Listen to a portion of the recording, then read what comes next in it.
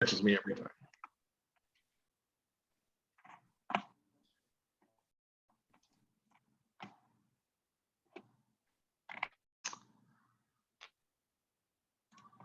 Good evening, everyone. And as you're getting settled, welcome to another Northshire Live virtual event. My name is David Wood. I am the events manager at Northshire's Manchester, Vermont location. And I am here as always with my good friend and colleague, Rachel Person, the event manager at Northshire's Saratoga Springs location. Please note we are recording this event for perpetuity on our YouTube channel, but don't worry, only those of us who are unmuted and speaking in this nice little yellow box will be on there. So when we get to the Q&A, or at any time tonight, please type your questions in the chat box. And then in the Q&A, when we get there, Rachel and I will save those questions up and we'll ask them of the author.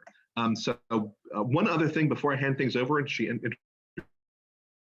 Rachel introduces everyone for us, just as a note of thanks. It's been a hard year and a half for Northshire and independent bookstores and local independent businesses of all kinds, and we couldn't be here. Rachel, take things away. Hey, everybody.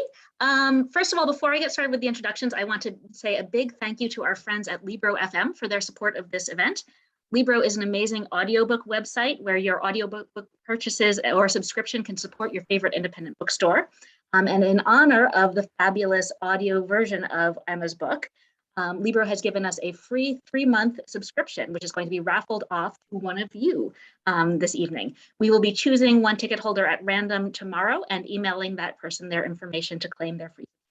Thank you, Libro, for that. And then I am so very excited to get to be the one to welcome Emma Kress to Northshire Live to celebrate the release of her debut young adult novel, Dangerous Play. I'm very lucky to get to call Emma my friend, so I had really high expectations when I got to read an early copy of this book. But even with those high expectations, I was blown away by just how good this novel is. It's a truly beautiful and important addition to the world of young adult literature, and I'm so happy that it's finally out in the world today. Emma will be interviewed tonight by Nova Ren Suma, the author of the #1 New York Times bestselling The Walls Around Us, which was an Edgar Award finalist. She also wrote Imaginary Girls and 17 and Gone, and is co-creator of Foreshadow, a serial YA anthology. Please join me in welcoming them both to Northshire Live. Thank you so much. So I just wanted to begin by saying I'm so happy to be here for the launch of Emma's debut novel, Dangerous Play, and I'm truly honored to be a part of this event, especially knowing that it's hosted by Emma's hometown bookstore, Northshire in Saratoga. So thank you so much for having us. So before we hear from our author, I just wanted to say a few words of introduction. I first met Emma Kress at Vermont College of Fine Arts, or VCFA, in the snowy winter of 2016, where we crossed paths in her first workshop as a student and my first workshop as faculty. This was a workshop co-led with Uma Krishnaswamy, who may be in the audience here tonight as well. I remember being completely taken by Emma's pages, the first few chapters of a novel about a fierce team of field hockey players who take justice into their own hands. And this is that novel. I never forgot it. I always could envision it being published, and here we are today. So back then, there was something infectious about Emma's energy, her generosity with the other writers in workshop, just the way she connects with people, allowing you to feel seen and at ease. And this comes through in her writing too, through her characters, through the way she handles difficult and emotional material, to the brave way she confronts rape culture in this book, to how she leaves the reader at the end with hope. So those of you who know her and know her work surely know what I mean. So years later, you can't imagine the thrill I had when I got to hold Dangerous Play in my hands and see what the book had become. As I told Emma in a frenzied burst of an email immediately after reading the last page, I found this story to be taut and aching and thrilling and so very important. By the end, I was crying in that good and satisfied way when a book has really earned its promise. So Emma, happy book birthday. Congratulations on an unforgettable debut. Before I ask you some interview questions, why don't you tell everyone about the book in your own words, and we would love to hear a short reading. Those intros, man, that was some good stuff, right? I need to thank Northshire for being the most amazing indie bookstore, and I just happen to live near it, which is very convenient. And to thank Rachel especially for being such a gracious host, and to Nova for agreeing to hang out with me here, and for always being a source of wisdom and inspiration. And I also want to thank my wonderful agent, Roseanne Wells, my talented editor, Makisha Telfer, my publicist, Cynthia Liuchuska, and the whole team at Roaring Brook and Macmillan. Big thanks too to Rachel Jacobs, Rin Krause, Jessica Harrington, Kate Dilliard, and the Orange Sky audio team, who not only put together an amazing audiobook, but put together tonight's raffle for the Libro FM subscription. I could take about an hour thanking all the people that really should be thanked, but thankfully they're all at the back of the book, so you all can look at that later. But I see so many of your faces here, and it is really touching, so thank you. So the pitch, the book. So Dangerous Play is about Zoe, a field hockey team captain who desperately wants to win the New York State Field Hockey Championship and earn a scholarship to her dream college.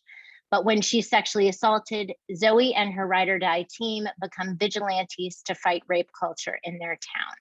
But it just might cost them everything. Okay, so my reading, and I'm going to read off of the screen because it just feels easier. I'm reading from chapter 3, Tryouts. Monday morning, we scrunched together on the low bleachers, mouth guards tucked in our bra straps, the hot metal sticking to our thighs. I press my half-frozen water bottle between my wrists. Can you believe how many people showed? My co-captain Ava whispers. I shake my head. There are so many people, and it's hot, too hot. What if Ava and I pick the wrong people? What if I don't make it? I'll be the first captain in the history of captains to not make her own team. Why did coach choose me and Ava last season anyway?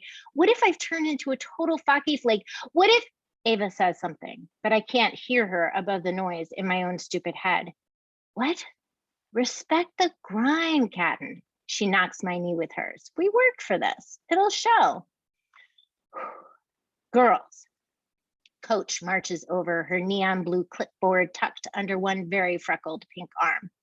I'm Coach Parker. Welcome to Northridge Field Hockey Tryouts. Over the next several days, you'll probably come to hate me, but remember, pain is the touchstone of spiritual growth.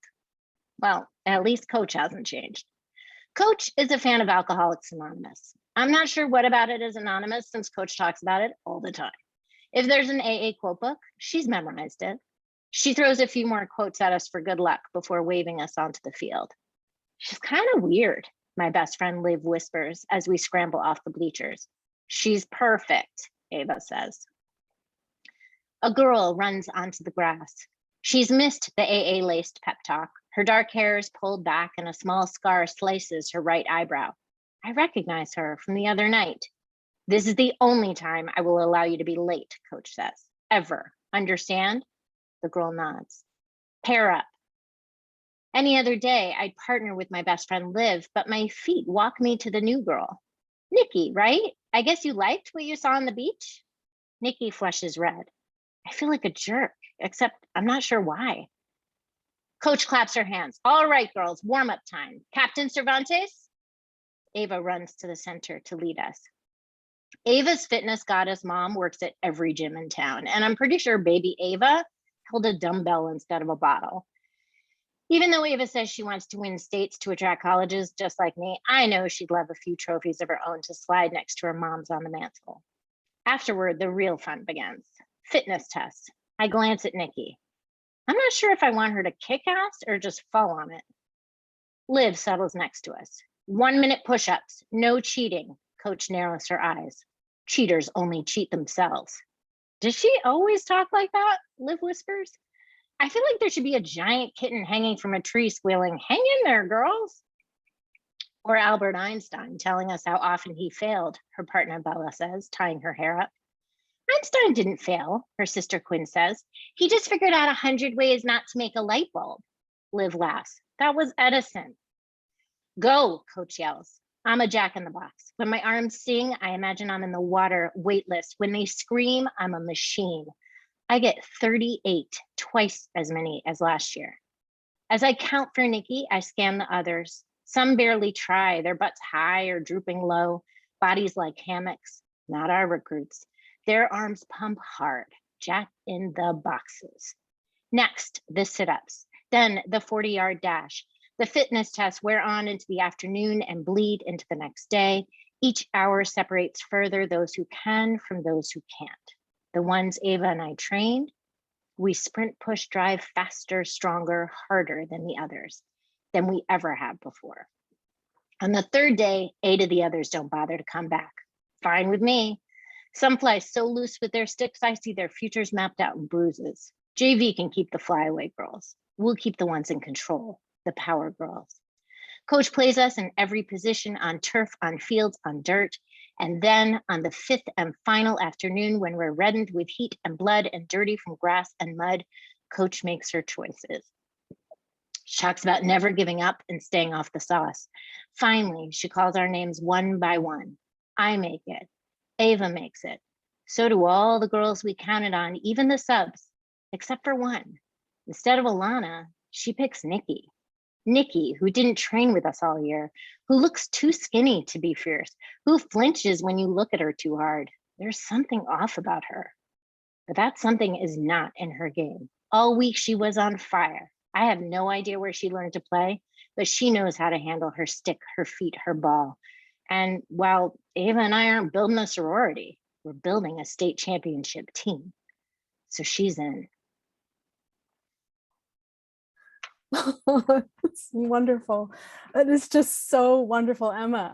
Oh, and I love that scene. And I also love all the love that you're getting in the chat. So you should definitely check that out after we get through our questions. Okay, so I'm going to ask some questions of Emma, and we will be sure to stop with enough time for audience questions. So have them ready, as there will be time for Q&A, and you'll be able to just put them in the chat. But before that, I want to ask you a bunch of things, Emma. So I always love to peek behind the curtain and ask about the first sparks of inspiration. I love knowing the story behind the story. And so that's where we're going to begin. So Emma, tell us, what sparked Dangerous Play? Where did the inspiration come from? It's an interesting question, because I think for me, just in general, there tend to be sparks that happen slow over a long period of time, and then they sort of smash together. So like one of the things that happened was that I had long noticed a gap in YA literature in terms of like fierce girl athletes. And remember that I started writing this in 2014. And at the time there were some, but there weren't many. And there are many more now, which is fantastic. But even so, there really aren't many team ones now. So that was something I had noticed for a long time. And I had also noticed, while there were many really amazing stories following the survivors of rape, there weren't very many stories that were tackling rape culture. And again, there have been some since 2014, which is great. But I think those had been percolating for a long time. And then I was in the middle of working on something else, as us writers do. And this team of fierce girls just showed up angry and ready to fight.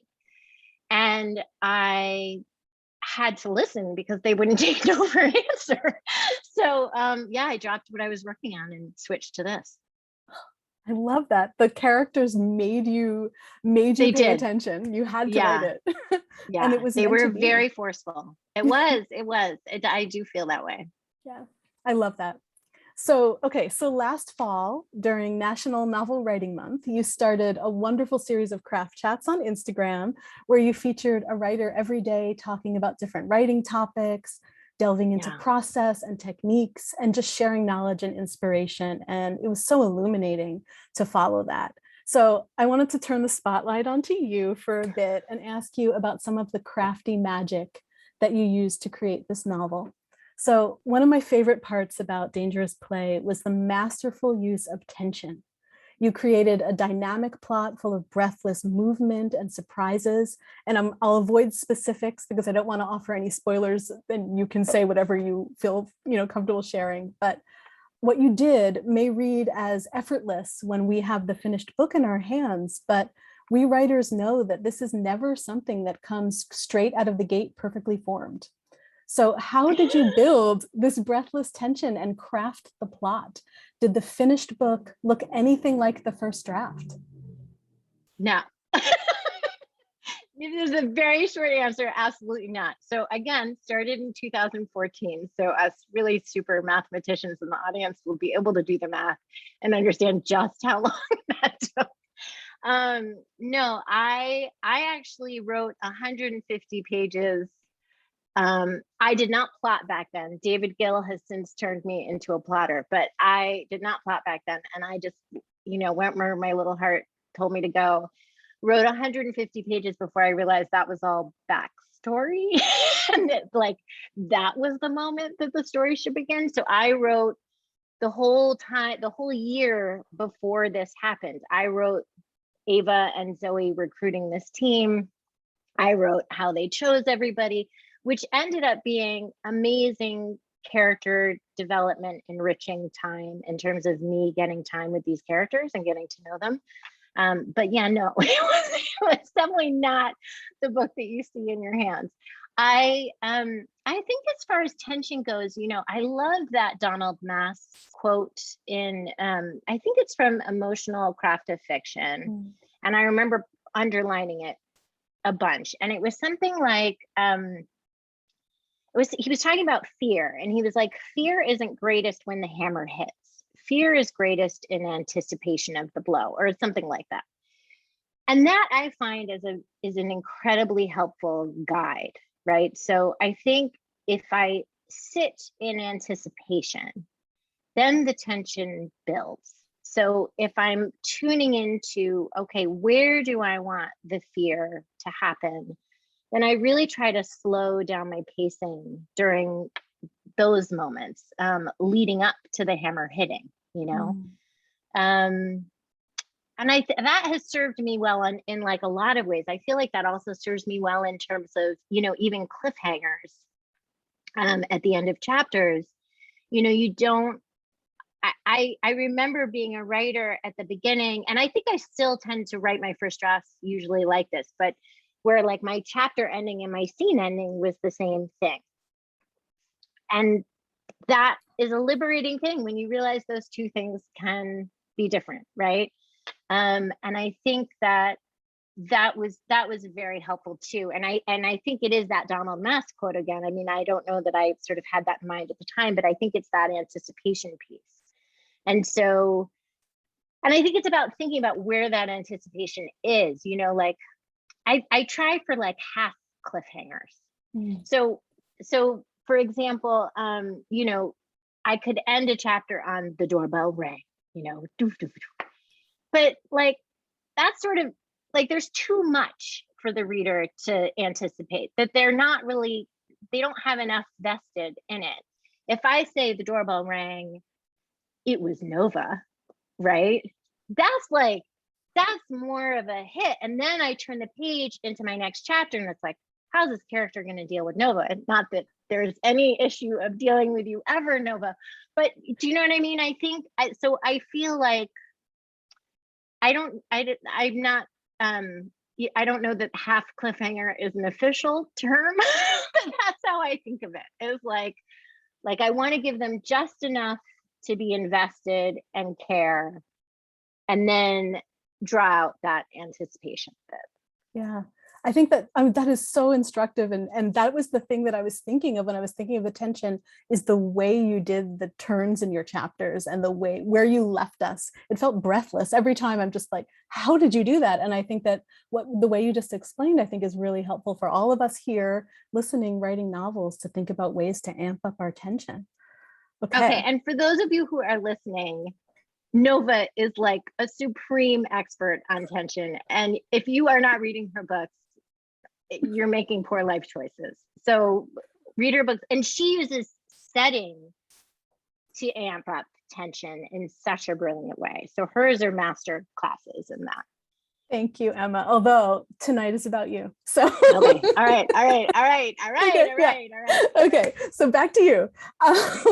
We talked about plot, and now I want to talk about action. By that I mean how you write the sports in this book, how you bring to life the field hockey or hockey games in a way that makes them matter to a reader who maybe has never played before, like me, who doesn't have that background, and yet I felt myself so invested. I think we got a sense of that from, what you just read, the tryouts, and how you write the parkour, how this all came to life. So did it involve getting physical when you were writing? Are these sports well? Were you leaping around rooftops? Like, can we get a little secret here? So I'd love to hear how you brought the active play to life. In Syracuse. I was like, that was my silent, quiet life. I was doing that in the nighttime. I played field hockey in high school. I did not play in college. I was a decidedly average player, I would say. I was not a fierce athlete. I live with a fierce athlete. I live with actually several fierce athletes. So I think I was sort of tuned into that. I did a lot of research. I had a lot of students or former students who were just incredible athletic girls read the book and particularly hone in on those scenes and make sure that it felt true and felt right. There are a ton of amazing parkour girls on Instagram that I follow and had become we ended up messaging and just sort of became connected with them. And that was enormously helpful. But I would say the real key is that you have to start with a character that people are going to care about, right? I think you have to think about who is this person because of the sport? Why does this sport matter to them? What are the stakes if they win or lose?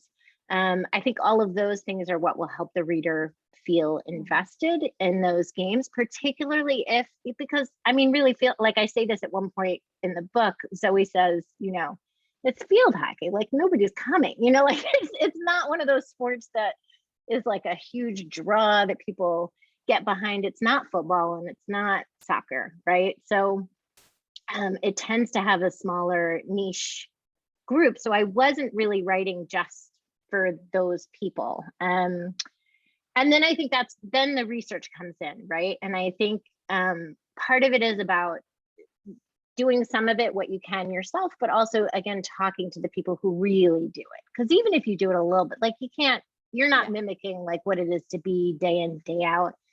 And I think then I think you get those really fantastic gems of specific details, like from my daughter, I know that if you wear black cleats on a hot turf, your feet feel like they're on fire, right? So those are the kind of really, that specificity, I think, puts you in the scene so much more.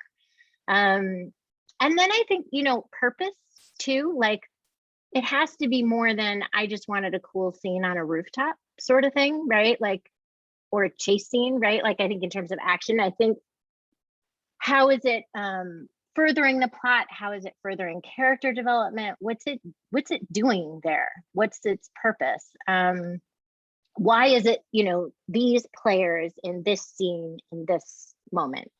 And then finally, I think conflict, right? And in some ways, I think when you write sports, I was on a podcast with Tirza Price, our friend Tirza, and I was talking about how it's a bit like cheating, right? Because you're writing conflict, like it is conflict, like you're on the field, there's conflict, it's super easy, right? But I think it's actually so enhanced if you layer in all these other conflicts. So if there's conflict within Zoe, right, within herself, amongst her teammates, and then of course we've got rape culture, so we've got society overall, right? So we've got these layers of conflict that make those games that much more fraught and intense, because yes, there's this conflict on the field, but there's also so many other layers of conflict swirling around while they're trying to do this thing. So I think those are like my top tips for writing sports in action. And then actually Anne-Marie Stroman, another VCFA grad, did an analysis of my action scenes and wrote a blog about it. You can find it on my news and events page. It's Kidlit Craft. Yeah. In fact, Anne-Marie is amazing. She'll stick it in the chat if she's here. Oh no, she's on a plane. Sorry. If anyone has the link, stick it in the chat. Yeah, that is so, I love that. And I love how you brought up character, because, you know, Zoe, your narrator, like, is just the center of this. She's finding herself, she's finding her feminism, her voice, her fearlessness. Yeah. You know, she changes over the course of the novel. She gets hurt, she makes mistakes, and you have to root for her the whole time. I'm just rooting for her, because what these games, this sport, everything matters like so deeply.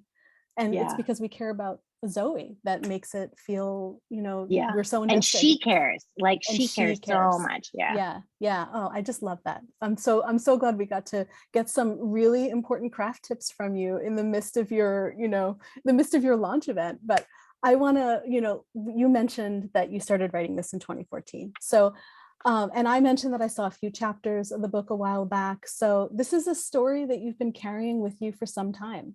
Yeah. And I personally feel extra motivated and inspired when I learned that a writer's journey was one that had twists and turns, that didn't come so easily, that didn't come so quickly.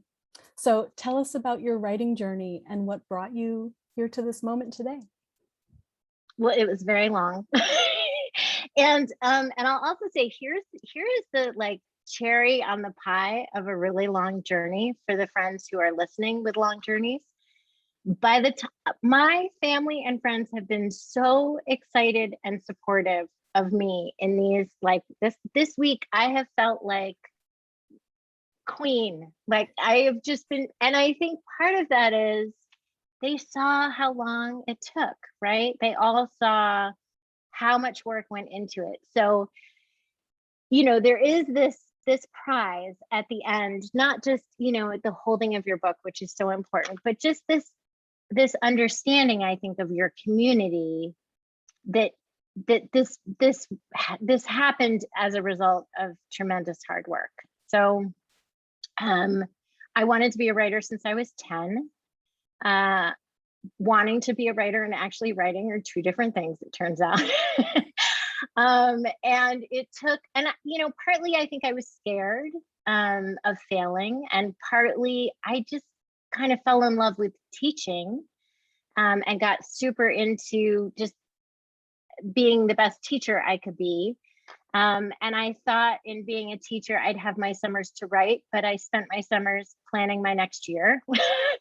So I think, you know, I didn't prioritize my writing for a long time. And then when I was pregnant with my second child, my son, I was bizarrely creative the entire time. Like all I wanted to do was bake. And if you know me, that's a very strange urge. And 2 months after he was born, I got the idea for a story. And that was when I first found VCFA online, because I think I might have Googled, how do I write a book? And somehow I got to VCFA and I was like, I'm not ready for that yet. I just want to write a book. And anybody who's been pregnant, you will know this. I had kept taking my daughter for swim lessons at the Y, passing the hot tub. You are not allowed to go in the hot tub when you're pregnant, which is like cruel. It's just mean.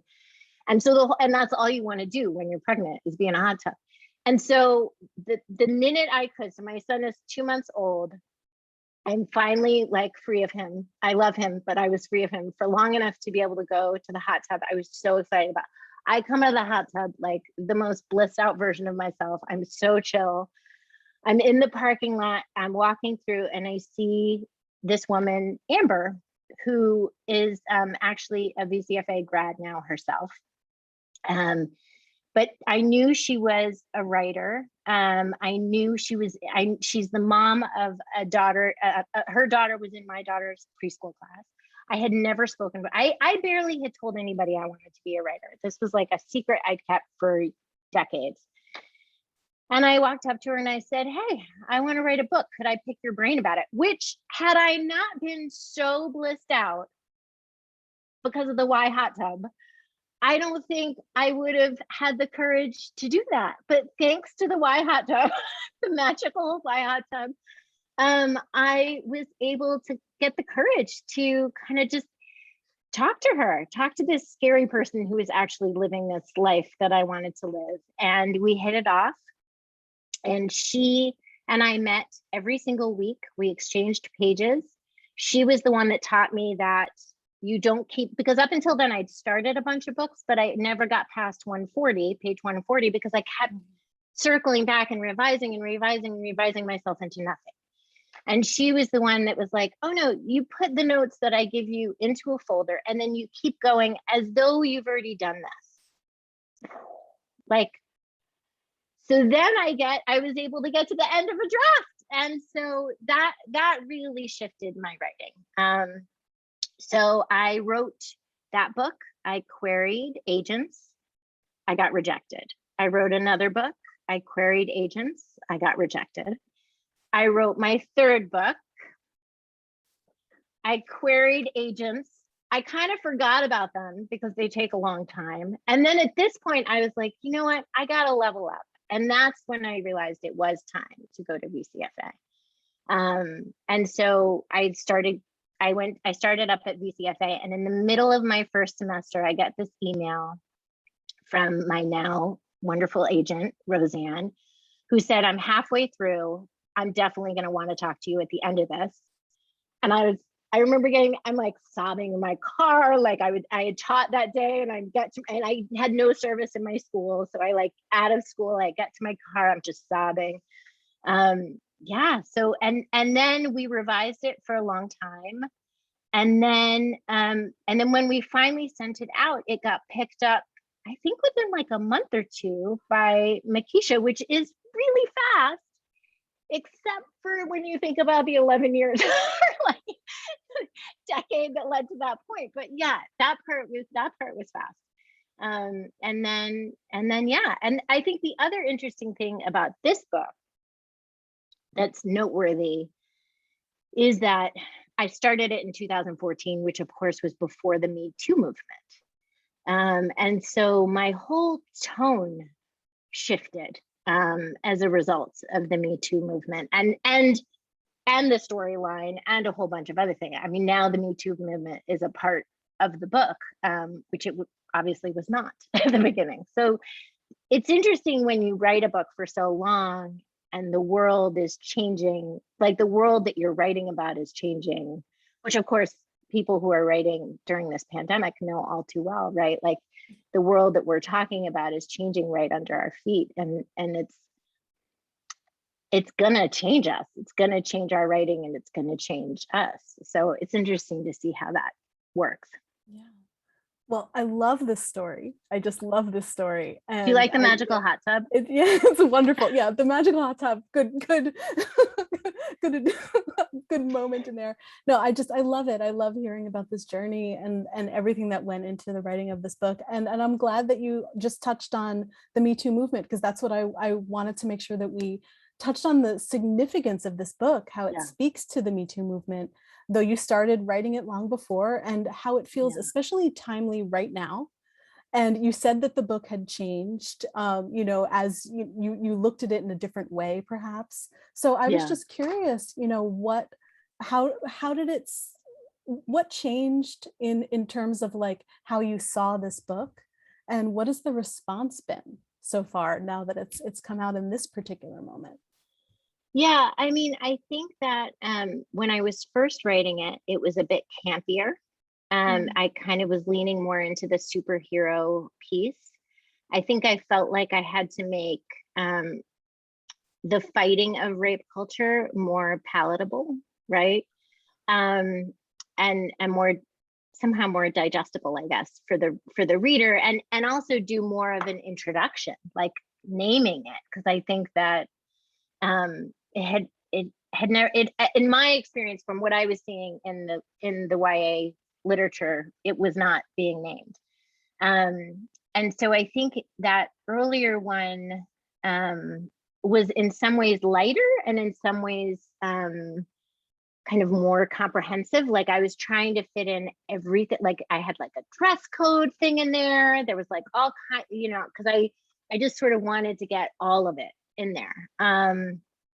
And when the Me Too movement happened, I felt like, okay, first off, I was so moved, right? It was like story after story after story of just being moved by the courage of these people who were speaking up and speaking out. I remember in particular watching Kesha perform her song Praying at a music award show, and she was backed up by about 30 other female songwriters. And every time I hear that song, I just undoes me, because it feels so much connected to this book for me. But anyway, so person after person was sharing these incredible, horrific stories, and yet they were being so beautiful in their bravery, right? It was just inspiring, and it was like one after the other. So that was an incredible experience, I think, sort of writing this story about these girls who were trying to get the courage to fight the power. And I have a friend in the audience who taught me the saying, speak truth to power, my friend Erica. And I saw all these women doing that, all these people doing that. And I think, yeah, that was incredibly empowering to be writing this during that time. The ending shifted, probably about 500 times. I feel like I rewrote the ending a million times, right up until my very last edit with Makisha during the pandemic. It was changing. So yeah, I think it took a while to get the tone right. I think particularly because I had taken so long to write it, you know what I mean? Like it was hard to kind of, when you're changing your tone, it's hard to then kind of go back through and make sure that is seamless, I think. But yeah, there was a lot. I don't want to spoil anything, so I'm reluctant to say more, but I think if you read the book, you'll see how instrumental the Me Too movement is. I love. But the other thing that's interesting, the other thing that's really interesting to me is I was writing to my friends who were teachers, and the Me Too movement was not so, it was not really taking root in high schools, at least in like the majority of public high schools. So this is a thing that I think adults were super aware of, but it was still not really apparent in I think a sort of typical suburban, certainly a central New York high school, which is where this is set. So that was very interesting to me too. So I felt like, okay, there's this amazing thing happening out here, and yet it's not filtering. So perfect that this book exists now, that it's like right here. I'm so excited. I'm so excited about that. And I love hearing about just how the moment in the world changes who you are fundamentally, and then it changes your story, right? Yes. Yeah. Yes. So, yes. You know, we're here like in a virtual bookstore, kind of, with all our books behind all those books behind you. I see so many. So what are the books and authors who led you to writing contemporary YA and made you the writer that you've become? Oh, that's such a good question. You know, I didn't really discover YA until I was a teacher, interestingly enough. Like first off, I'm old enough that it kind of didn't exist in the way that it exists now. But even the books that did exist, I was like reading Pride and Prejudice, you know, like I was sort of dorky. Like I didn't really know that that these kind of books even were around. So that was that was a gift of becoming a teacher and understanding the amazing things that were happening in middle grade and young adult fiction. And I kind of feel like there are too many to name. You know, I feel like at the risk of just there are so many, because then I'm just going to leave people out, and then I'm going to sit awake tonight like all stressed out that I didn't name them. So I'm not going to do it, Nova.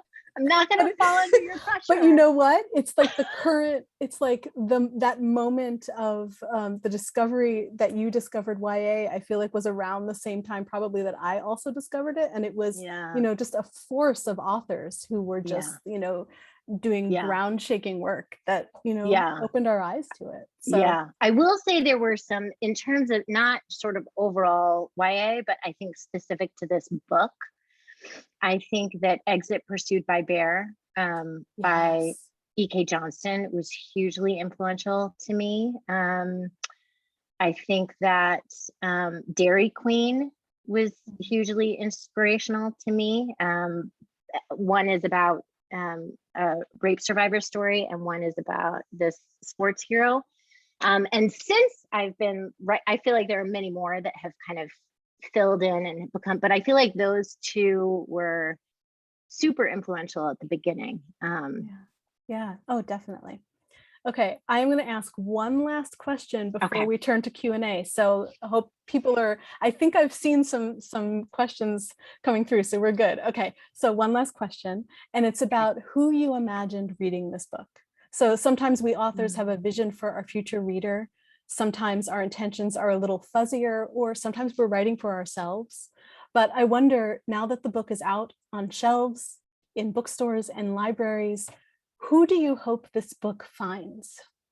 Oh, that's such a good question. I think, well, to back up, I feel like I wrote this book for the me that I was as a teenager, and the me that I was when I was writing it. I needed to find my own voice, and in both times of my life, and this really helped. These girls taught me to do that in this very powerful way.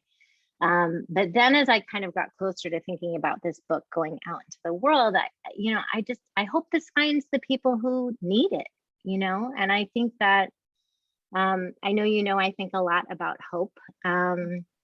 And I think that this book can act as a hopeful blueprint for people going through hard times and people who feel powerless. And I don't think there's any danger of misogyny leaving us anytime soon, unfortunately. But even if it does, I think these issues of powerlessness are just here to stay, unfortunately. And I think the more tools that we have, the more maps that we have as a way out of those feelings of powerlessness, the better. And I think that this can act as one of those maps. So I hope it finds those people. Beautiful, beautiful. Thank you. I think we're ready for some audience questions now. Thank you so much for talking to me and answering all those things. Thank you, Emma. Nova. Yeah. I love you. Yes, thank you so much, Nova. This has been fantastic. Fantastic conversation. I'm afraid I'm going to have to bow out because I have a fierce 10-year-old's baseball game to get to. But Emma, I wanted to ask you the first question from the audience, and it's from Jenna, and she says, what made you switch from being a pantser to a plotter, and how has that changed your writing and creating process? It turns out I'm super good at writing scenes that go nowhere.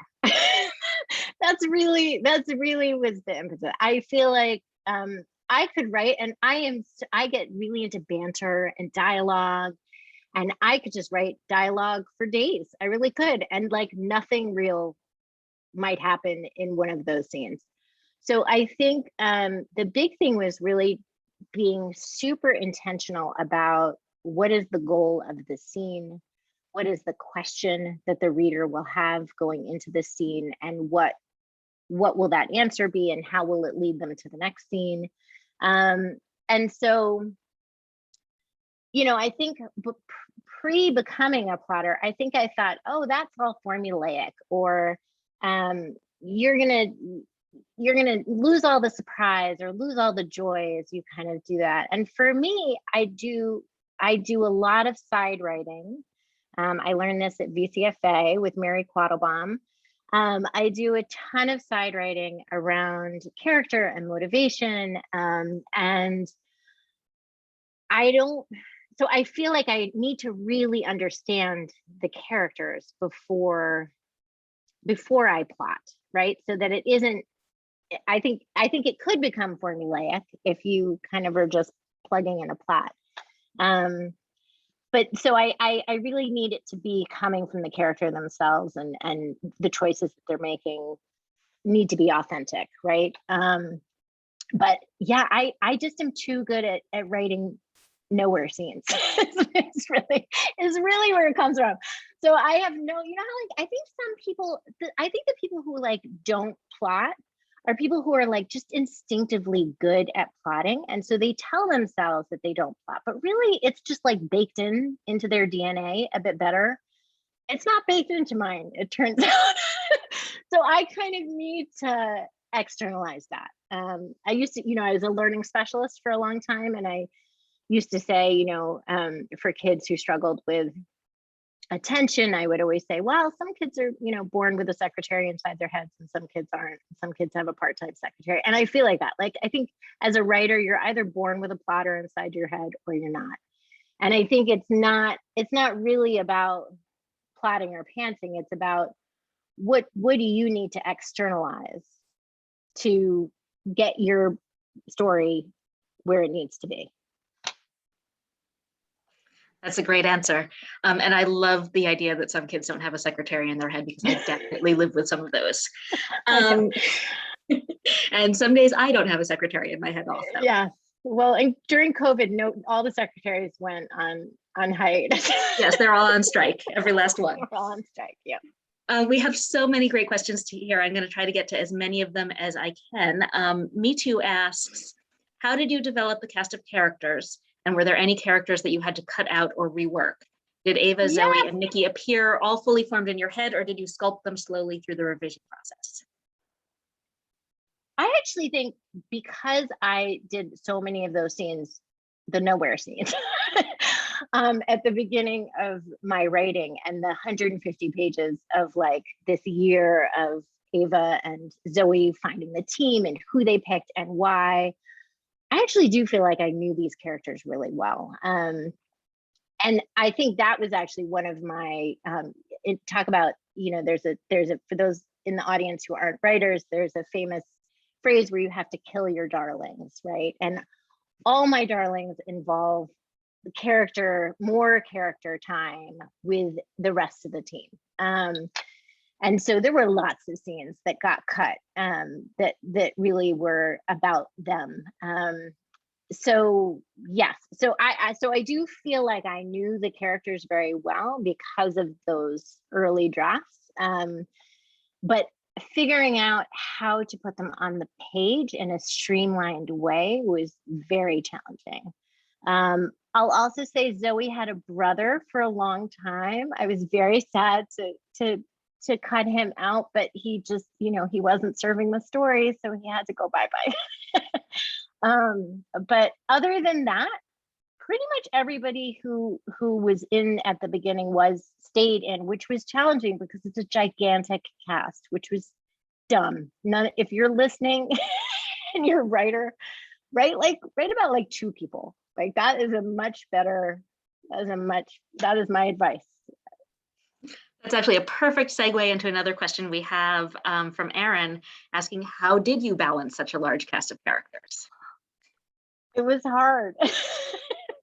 I should have brought it down here. I had like a file folder that I had like a cheat sheet of image of each character, language quirks that each character had, kind of guiding principles that each character had, and it filled up both sides of a file folder and the inside of the file folder. Plus I have like a notebook that I had just tons of stuff in, but the file folder was sort of my cheat sheet. As I was typing, I could just like look at this and be like, okay, right, like centering myself in this voice, or this person's experience. It was really that was very, very hard, was to figure out how much, because again, the characters are fully developed, right? But that was also with too much in the pages. So I had to figure out how to pare back the pages and the lines that I was giving to all these characters, and how much could I pare back and still leave the reader feeling that the characters were fully developed. So that was challenging. And I think a lot of that is about beta readers, because you lose your perspective, because I knew, again, to me, they're all really fully developed because I'd given them, you know, obscene amounts of page time at some points, you know? So so it was, I think, a lot of help from other readers. So one more question on characters specifically, and I love this one. Kate asked, does Zoe, the character, still talk to you? That's interesting. In the sense that I feel her happy, like I feel like I did right by these girls. You know, when in an earlier, like when I was querying, I had this idea that like maybe it could be pulled into another book, that maybe there could be more. And at that point, the ending was a bit more ambiguous, and but the way that it is now, I just feel so proud of them. I feel proud of how far they've come. I think particularly Zoe, she just really, she made so much progress. And yeah, so I just feel proud of her. I think there are other characters like Nikki, who there's still more that she has to go through and learn. And so I guess she talks to me a little bit, but I don't know, I don't think I would go back to it. It's more that I guess I trust that they are doing their thing, right? That's fair. I do think that you served the girls very well. That was certainly my feeling when I finished the book. John asks a really great question.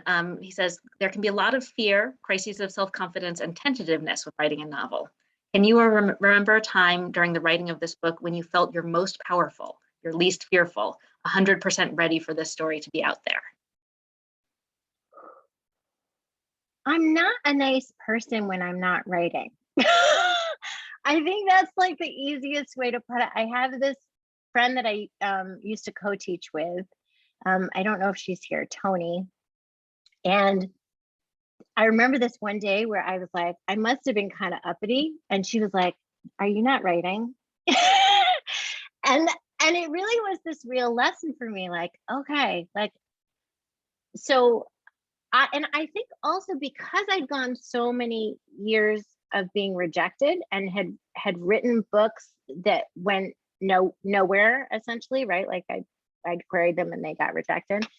I think I wasn't like, I don't know, I wasn't so focused on the end, you know. It was more, I think a huge part of my journey was, I remember this one moment, I was supposed to send it to a friend of mine to read, and I was so excited to send to her. This is, I think, the second book I'd written, but I had just learned this new revision strategy, and I was like, oh, I have to do this new revision strategy.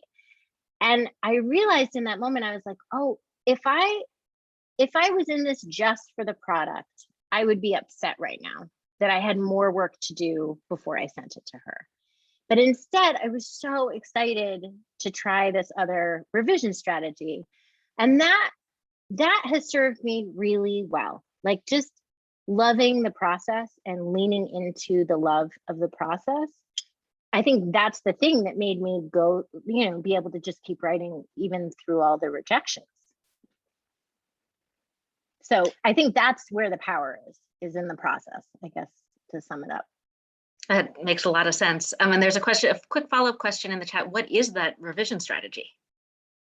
Oh, it was, I think, I'm gonna forget her name, but it was the Shrink the Manuscript one, where you ask your manuscript a question, right? So you say, okay, all the funny lines. And so you can go through and you maybe highlight all the funny, and then you can do it on your computer too, or you can just print out on like 8-point font or 6-point font. Because the point is, you're not supposed to be able to read anything.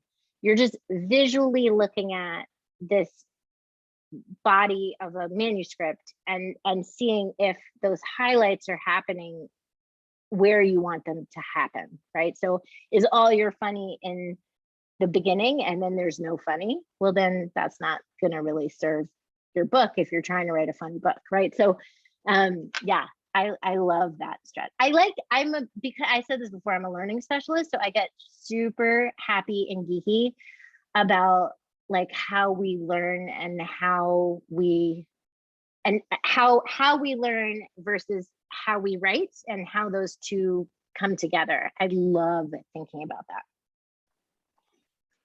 So this question was asked way back at the beginning of the event. And it's a little bit tricky because you sort of declined to answer a question similar to this, but I'm going to ask again.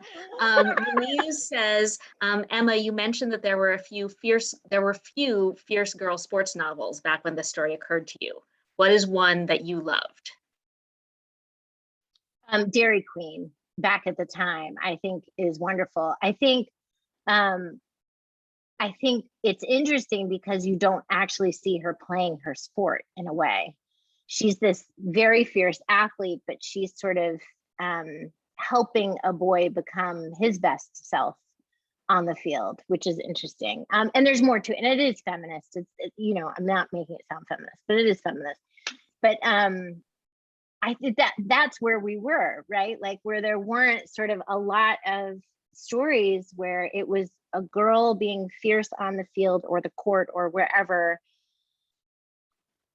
And that was it. Like that could be okay just by itself. And it didn't have to be attached to a love story, or that the love story didn't have to kind of, that the person wasn't who she was on the field because of the love interest, right? And so for me, feminist stories are deeply important. I need my love stories and I need all the stories to be feminist.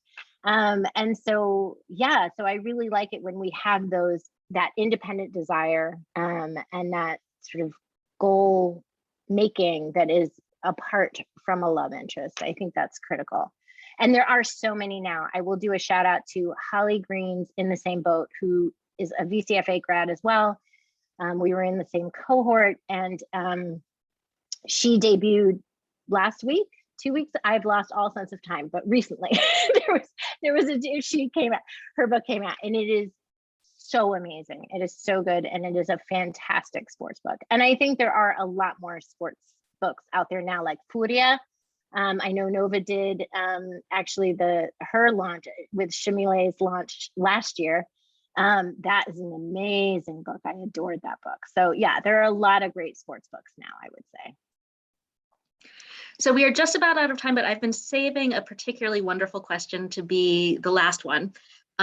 So we're going to wrap up with this one. It's from Uma, asking, I love the long haul nature of this novel's development. I remember your draft well, and I can feel how much your work grew and changed because you did as a writer, but also because of the world. What can you say to writers who doubt themselves because they feel that they're not fast enough or prolific enough? Oh, first I have to say, I know we're running out of time, but I have to say that Uma was, I guess you did already say this, Nova, but Uma was the other instructor in that very first workshop. So it's so special. I think, again, leaning into the fact that you love process is really the only way to be. I know, like my friends know, I think a lot about my boat. That's how I sort of conceptualize it. Like, what is in my boat? And what's in my boat are the things I can control. And it turns out there's very little inside my boat. there's a whole, there's so much that I cannot control that is outside my boat. Whether or not people will buy your book, whether or not you will get an agent, all of that is outside your boat. Really, the only thing inside your boat is, do you love to write? then write. Right? That's what's in your boat. Do you love to learn about writing? Then learn about writing. Like, join a critique group or read a craft book or get an MFA, right? Like, all of that's in your control.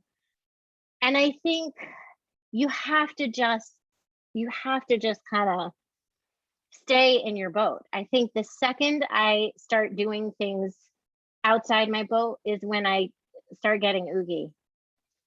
And that's my very sophisticated word for just describing, like, I think that's the only way to stay at this. And then I think the other thing is, a friend of ours in our revisionaries cohort met Kate DiCamello, and she said something like, the race goes to, or something like, it goes, be relentless. Like, it goes to the relentless. Like, I can't remember the way she said it, I'm messing it up, but like, keep going. Like, you just keep going. It takes a long time, but you just keep going. Like, you just don't get off the train. You just keep going. That is a perfect note to end on. And Emma, thank you for letting us all in your boat tonight. It was a real pleasure to be paddling along with you. Nova, thank you, Rachel.